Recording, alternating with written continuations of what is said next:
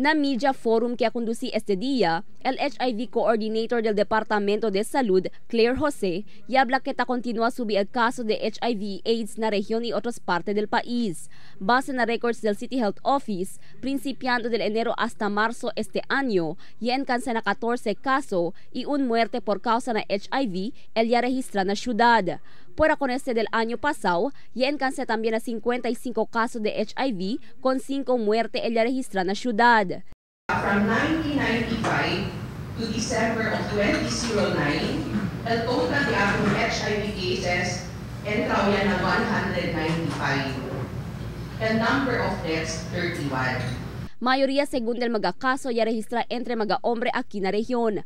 Alto caso ta ocurri aquel tiene edad de 25 años hasta 34 años. El de bien bata caso ya registra tiene edad de 4 años y 2 años. Na male, tiene 177 and female only 18. El total de ese is 195. En conexión con el alto caso de HIV/AIDS na país, el DOH Esperanza conmemora con el Philippine International AIDS Candlelight Memorial este Mayo 14.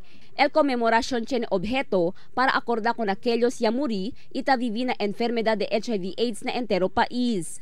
Crystal Almonía, Dateline Zamboanga.